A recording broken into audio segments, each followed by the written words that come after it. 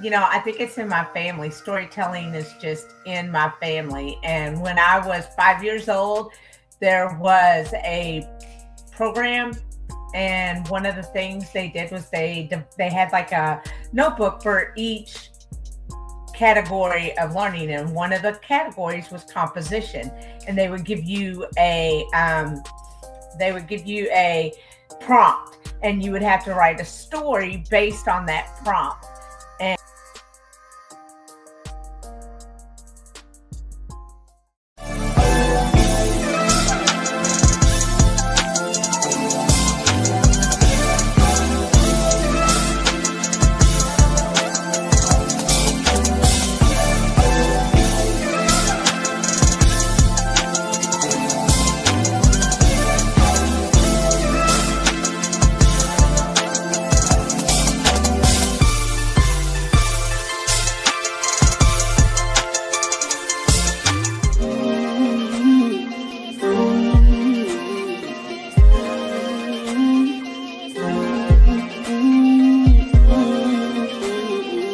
Breaking the silence, taking the dive in. Nikki pulling strings like she playing the violin. Made in his likeness, radiant vibrance. Give them all glory, ain't no way to deny it. She gon' make you laugh, she gon' stimulate your mind. Making things shake, she ain't in no wasting time. They can come close, but can't imitate the grind. Got a different way to illustrate and innovate designs. BTS podcast, gotta watch that. Teaching us the game, that mean Nikki got class. If you watch it once, you gon' wanna stop back. This an opportunity that you cannot pass. Unleash your inner voice, cause better days coming.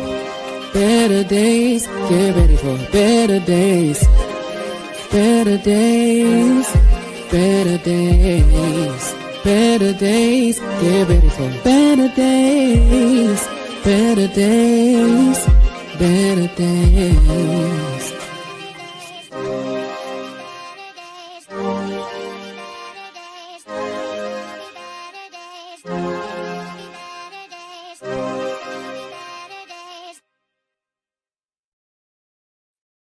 Welcome back to another episode of Breaking the Silence, where stories don't whisper, where your voice matters, where pain meets purpose and voices find room to breathe.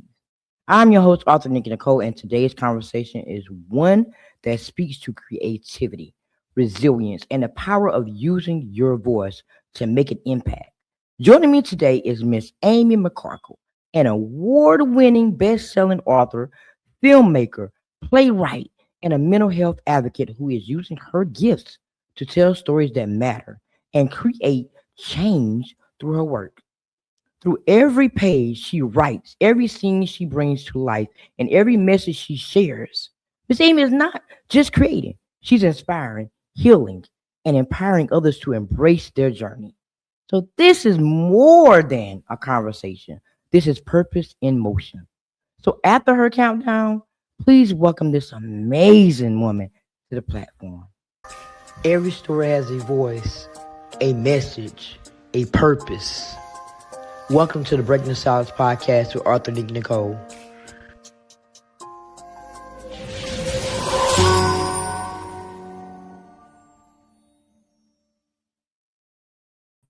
Hey. Hello. Well, thank you so much for first joining me and supporting my journey on Breaking the Silence. I am honored to have you here as a guest. Well, I'm honored to be on your show. So now, don't tell everything, but tell everybody a little bit about you that just meet you for the first time. I am, as you said, an author, filmmaker, playwright, and mental health advocate. And what I am, I've written over 30 books and produced over 40 movies. But what I am known for is my memoir and motion picture that me and my writing partner adapted from that memoir, Letters to Daniel. And it tells the story of my journey with bipolar disorder.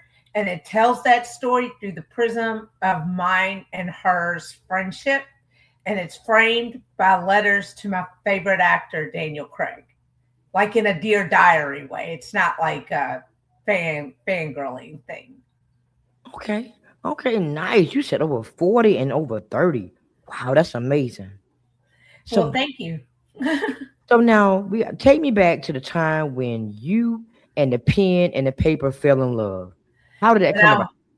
Now, uh, for, I think it's in my family. Storytelling is just in my family. And when I was 5 years old, there was a program, and one of the things they did was they had like a notebook for each category of learning, and one of the categories was composition, and they would give you a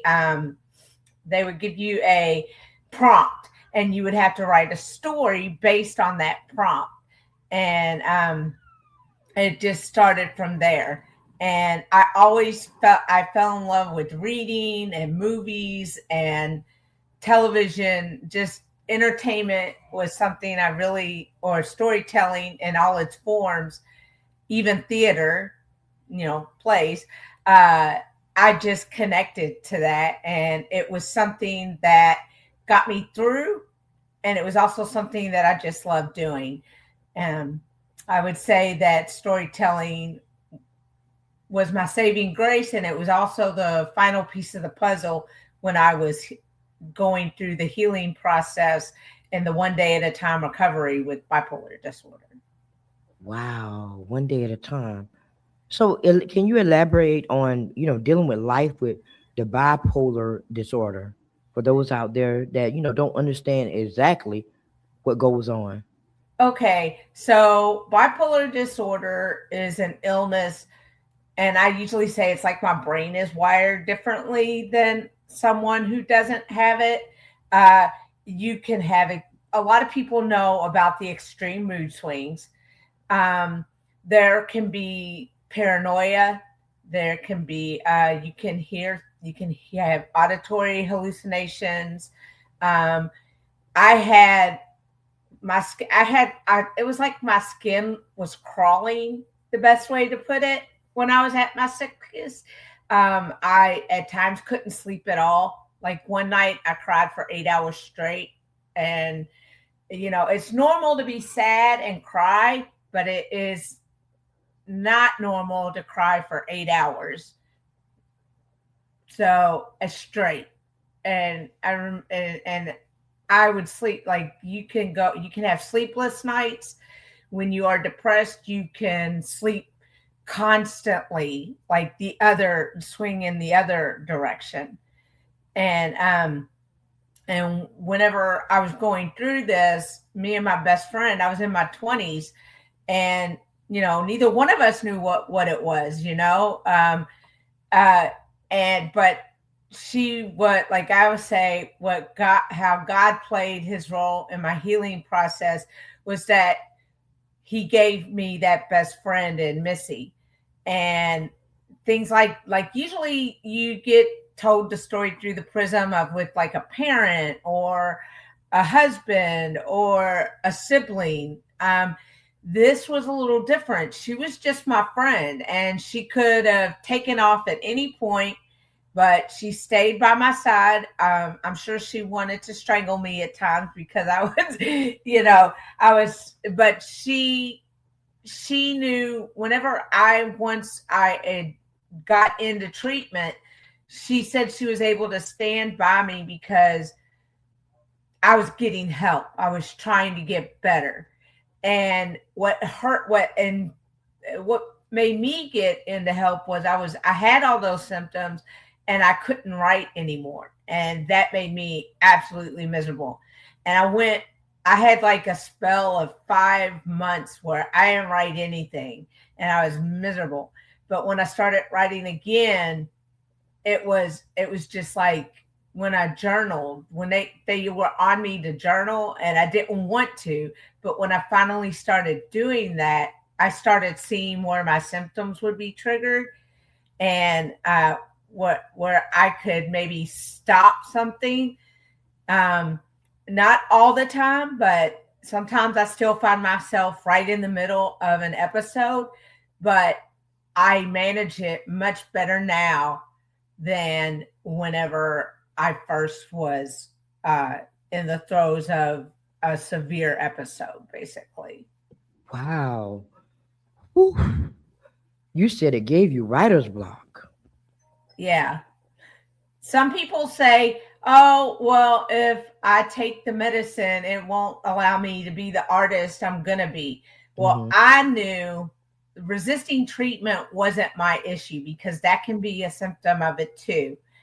I knew if I took the right medicine and I went to therapy and meditated, prayed, everything, I would get that right. They said you will be able to write, and it was true. It turned out to be true. Another tool in the belt is I walk, and that keeps me from going down into the depths of despair.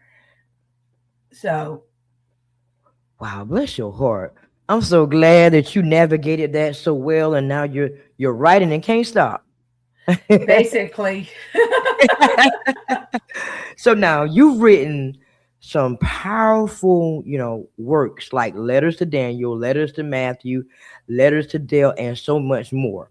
What inspired that letter series, and who were you writing it for, or emotionally for at that time? well, when I started writing letters to Daniel, it actually the first letter was as was like I wrote it as an open letter on a blog, and I got about halfway through it, and it was like to thank him for not like being my friend or anything, but his work, the movies he was in. It's like Missy said it best. His work and the way he comported himself in interviews and stuff made someone like me feel like feel seen, heard, and protected. And that's all I think anybody wants is to be seen, heard, and protected. And it inspired me to start. I was always writing since I was 5 years old, but my professional career really took off in my mid 30s. My first publishing contract came when I was 34. And I'm 50 now. I'm Sally O'Malley and I'm 50. But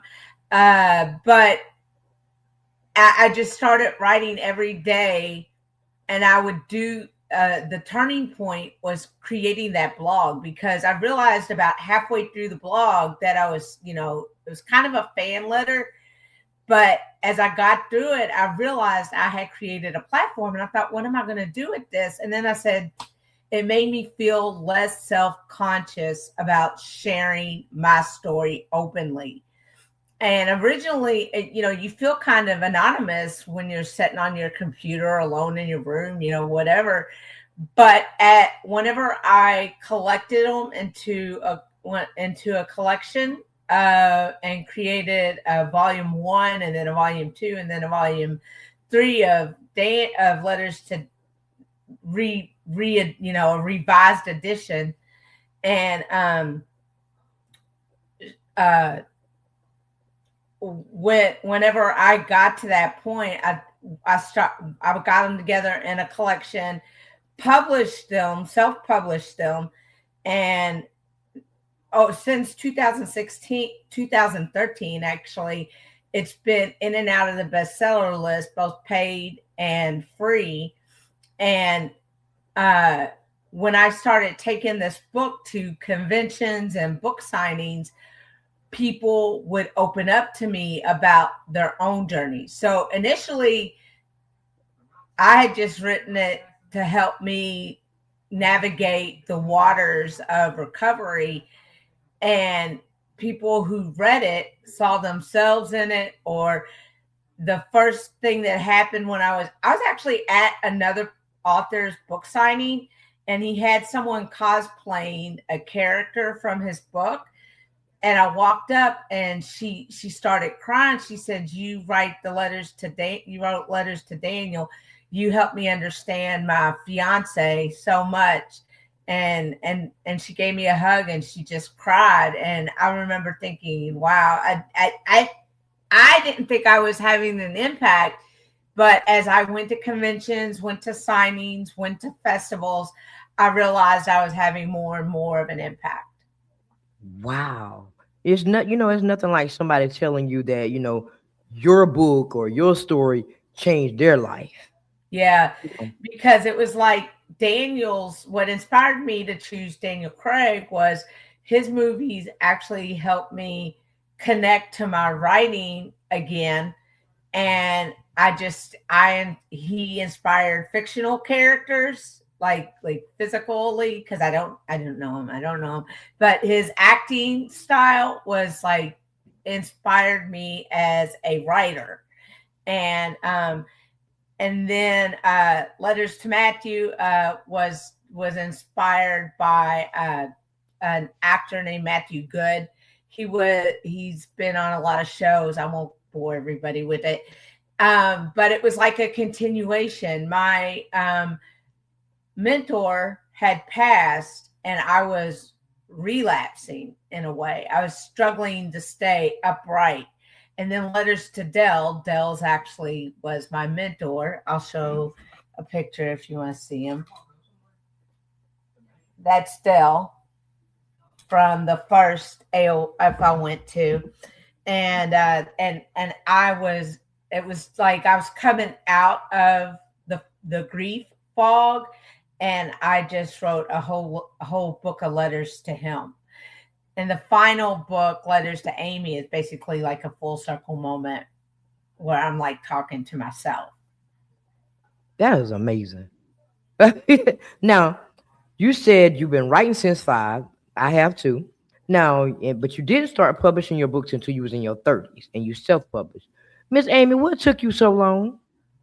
I was sick and getting better because I was like writing screenplays, and things were starting to go up, but then I got really sick and things started to go boom down. But it took, I would say, 15 years to get stable. Like you put more good days together than bad days, and the journey continues. You never know what kind of day you're going to have when you wake up, but when I'm writing, I'm most happy. And that's why I've written so much, because it's my place of joy, place of safety, place of happiness. And that's kind of why it was 34. And when I hit, and it was like a friend of mine who was a little bit older, and and I have been published by small presses, and I actually have audiobook deals from Tantor Publishing, who is a pretty good sized independent press. Once I hit 34, when I started writing screenplays, I said, "Oh, I'll write screenplays just to write screenplays. I won't actually make them." But I started going as my screenplays hit the writing circuit, the screenplay circuit. I started winning awards, and I discovered this one underground film festival called the Indie Gathering, and I won. Me and my writing partner won a ton of awards. And the thing about this festival is that they're known for connecting people. And so we got connected with people, and we made Letters to Daniel into a movie, basically almost with all the people on our crew, and a good part of our cast from the people we met at this film festival up in Cleveland, Ohio. It's going to be in Columbus from now on because it's moved. But that is the story of how the movie got made. We connected to individuals. Wow. See, I've been writing since I was 5, but I didn't publish until I was in my 40s. See, my reason was life. Like sometimes you get caught up in life. Yeah. And you have this deep fear that, oh, nobody will buy it. So you be like, there's no point of writing. So that was my story, having fear of putting it out there to the world. Yeah. So now, as a mental health advocate, what have you seen people struggle with the most? A lot of people think they don't need the medication.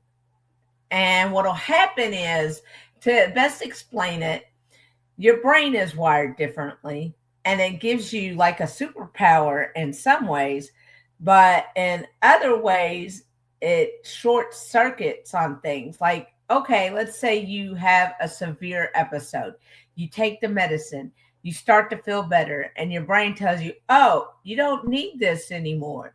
It lies to you. And when people say, why can't you think your way out of this? Why can't you do this? Because your brain is wired differently. And it's a one, that's why I call it a one day at a time recovery.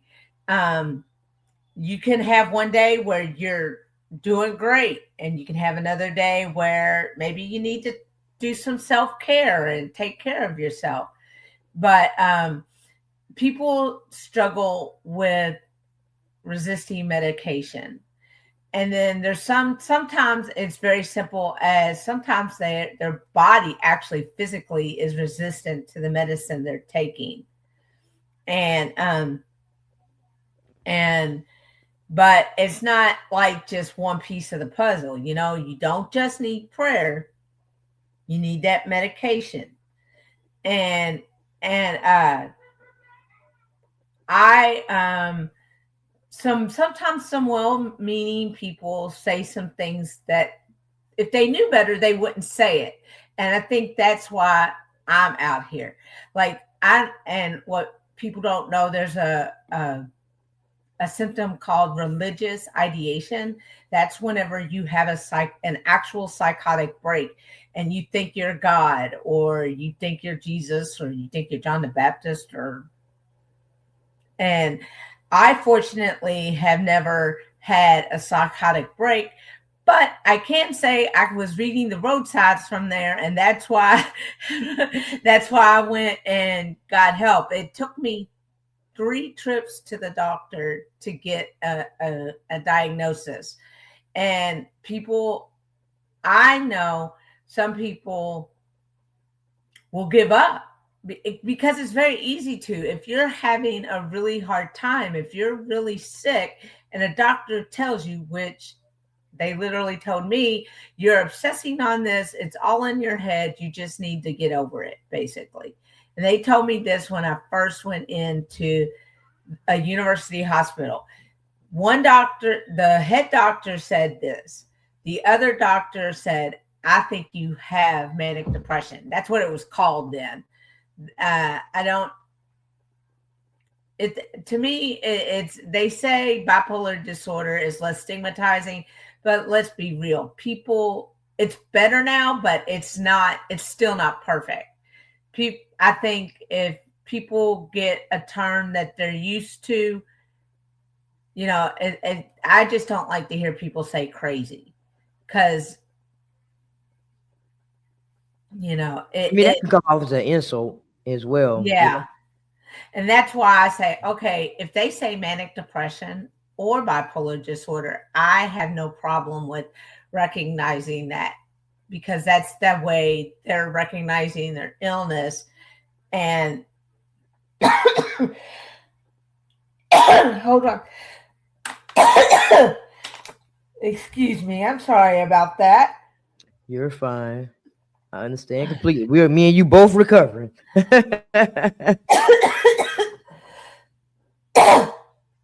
Okay. I think I'm okay. Woo! Okay. So basically, however they identify themselves, as long as they're recognized and seen and are taking one step at a time to get better.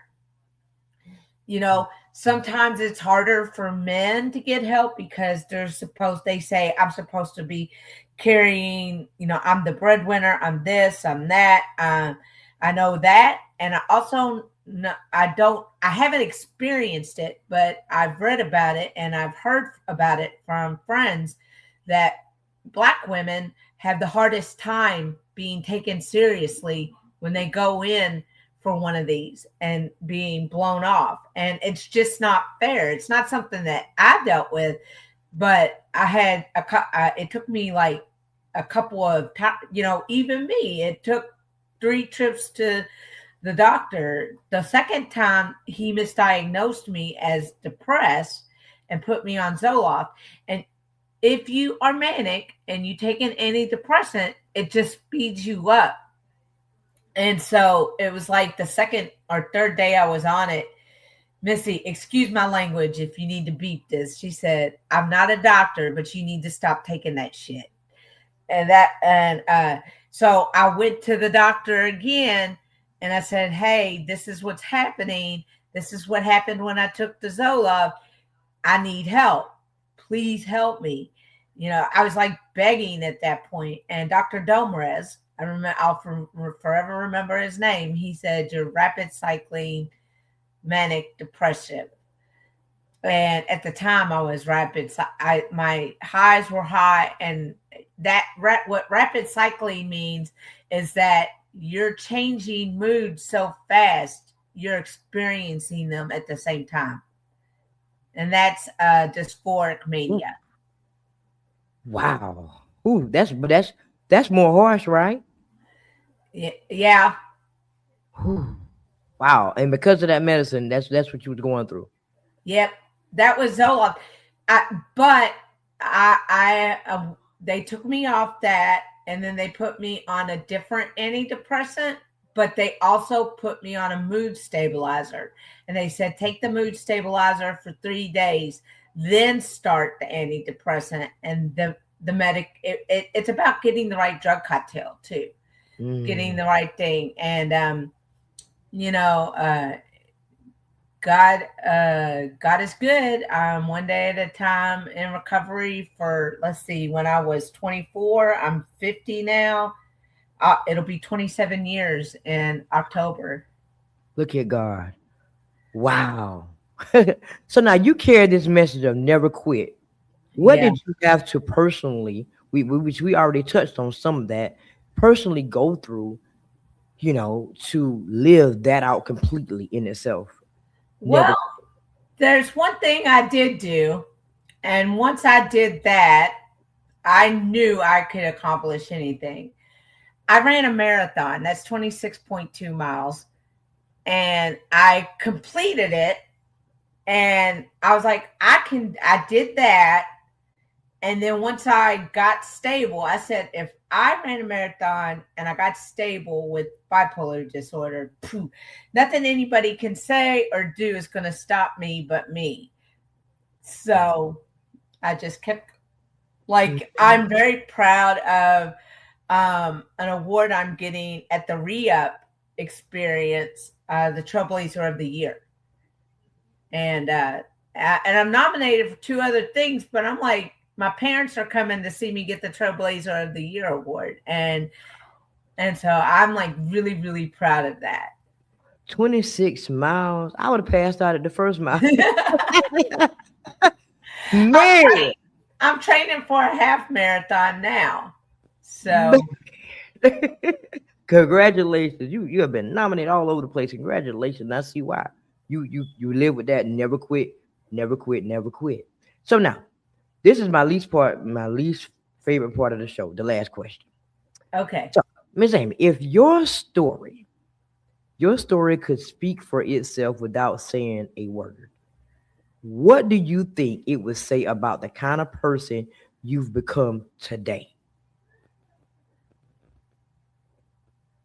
I think resilience would be the word.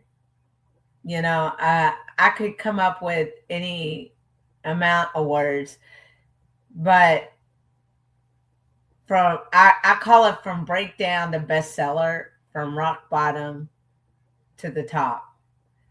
And I realized when I was writing and I was trying to get published, said the mountain wasn't going to come to Muhammad. Amy was going to have to go to the mountain. Say that one more time, because that was deep now. I said, I realized that what happened really was my friend's father he ended up passing in the hospital, but he was experiencing 2 failed liver transplants. And I was at night, I was at the house alone or the apartment alone a lot because at the time I was sharing the apartment with my best friend, my writing partner, and I was writing some stuff on my own. And I was like, okay, if I just realized the mountain wasn't going to come to Muhammad. I was going to have to go to the mountain. I was going to have to go and I was going to have to climb. And so I love Miley Cyrus's song, The Climb. And if you ever listen to those words, it always makes me cry when I listen to it because it's so true. There's always going to be an uphill battle. Mm-hmm. Yep. Somehow I'm going to make it through. You know, sometimes I'm going to win. Sometimes I'm going to have to lose. So that's I think that's probably, I love her songs anyway, but that one's probably my favorite. Wow. Of Miley Cyrus's. My daughter is a drop dead fan of Miley Cyrus ever since. Oh, wow. Hannah Montana, way back in the day. Catch me today. Yo, you gonna watch Hannah Montana? No, I'm not, baby. And she's 24 years old and still love Miley Cyrus. So yeah.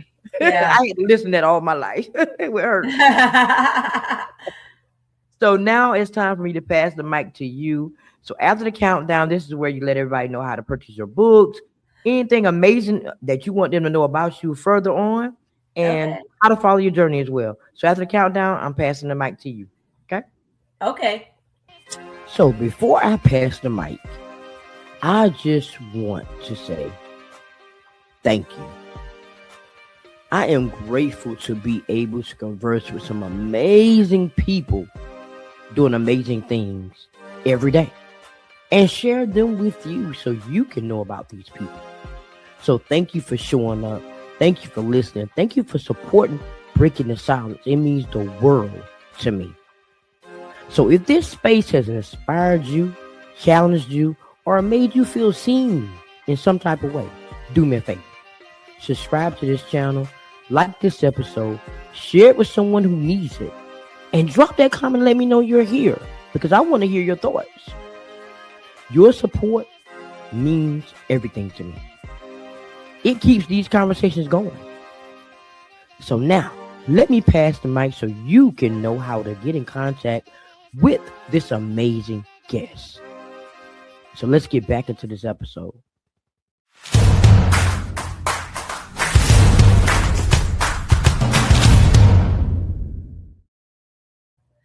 Well, you can find all of my books on Amazon, Amazon.com, BarnesandNoble.com, Walmart.com. You can find my movie, Letters to Daniel, on all online retailers, either as a stream or DVD.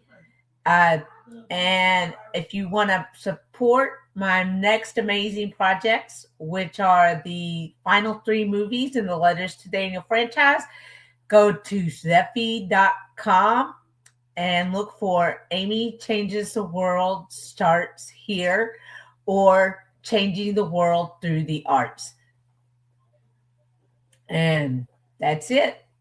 Well, thank you so much, Miss Amy, for coming and supporting my platform. If there's anything I can do on my end to further support you, just let me know. If there's anything you advertise or anything you want to get out there, just send it to me and I advertise it for you. Okay. Okay. So don't be a stranger now. Keep in touch with me. I will. I've got your email in my email. Yes, ma'am. I'll make sure y'all go and support Miss Amy on this journey of writing because we in it to win it. I say that all the time. We're in it to win it. And the only way we can do it is to what? Do it together. So thank y'all so much for supporting this journey. Thank y'all so much for being here today with me on this conversation. And I hope this conversation has left you feeling seen, heard, inspired. And remember, your story matters. Your voice matters. And healing begins when we stop suffering in silence. So until next time, keep speaking your truth. Keep showing up for yourself. And keep breaking the silence. Later, everybody.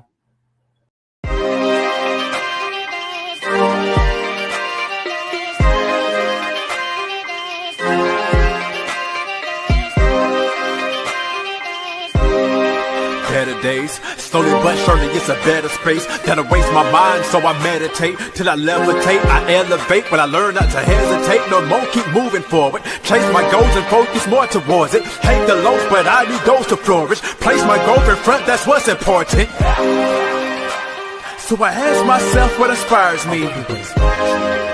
Breaking out of my shell, feeling yo shot quiet me. And now I'm breaking the silence like I'm Nikki Nicole. Let's go. Promise you gon' see better. Hey, gotta keep going till you see them. Promise you gon' see better. Hey, you gotta keep going till you see them.